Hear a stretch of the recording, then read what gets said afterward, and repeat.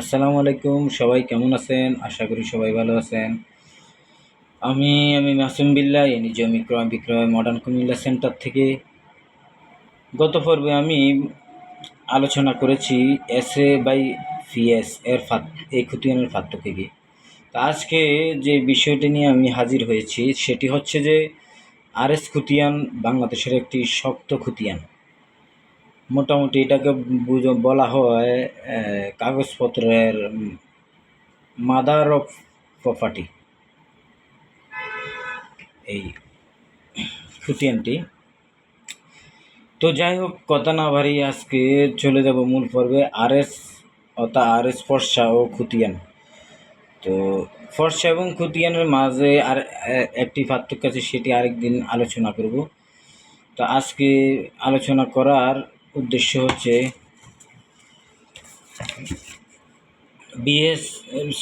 RS খতিয়ান।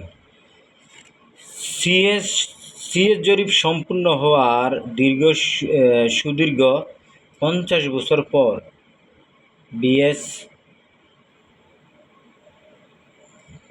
VS জরিপের কিছু সীমাবদ্ধতার কারণে তার 27 বছরের মাথায় আরএস জরিপ করা হয়। এখন প্রশ্ন হচ্ছে যে আরএস জরিপটি কেন করা লাগলো?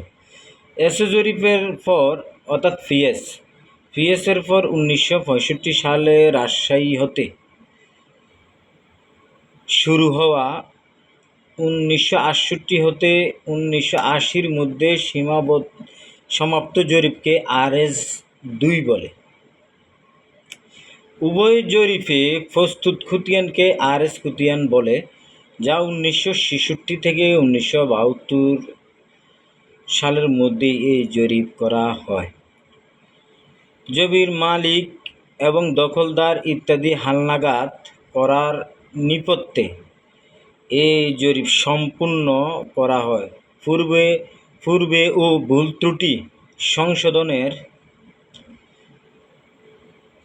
কারণে আরএস জরিপ এতই শুদ্ধ হয় যে এখনও শক্ত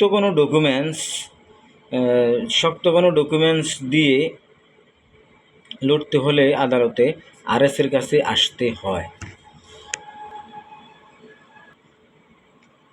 এত শুদ্ধ হয় আরএস যে জমি জমা সংক্রান্ত বিরোধের ক্ষেত্রে আরএস জরিপের উপরে নির্ভর করা হয়। তো সুতরাং বন্ধুরা, আজকের মতন বিদায় নিচ্ছি।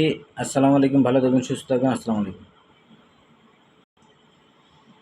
তো আমরা আসলে এতে বোঝা যায় যে আপনার আরএস সম্পূর্ণ একটি নির্ভরযোগ্য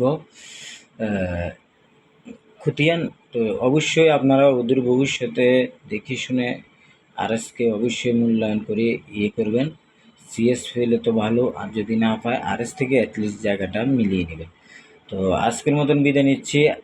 ভালো থাকবেন, সুস্থ থাকবেন। অবশ্যই আমার ইউটিউব চ্যানেলটি সাবস্ক্রাইব করবেন এবং ফেসবুক পেজটি লাইক, কমেন্ট, শেয়ার এবং ফলো দিয়ে নতুন আরও তথ্য পেতে আমাকে সাহায্য করবেন। ধন্যবাদ সবাইকে। আজকের মতন বিদায় নিচ্ছি। আসসালামু আলাইকুম।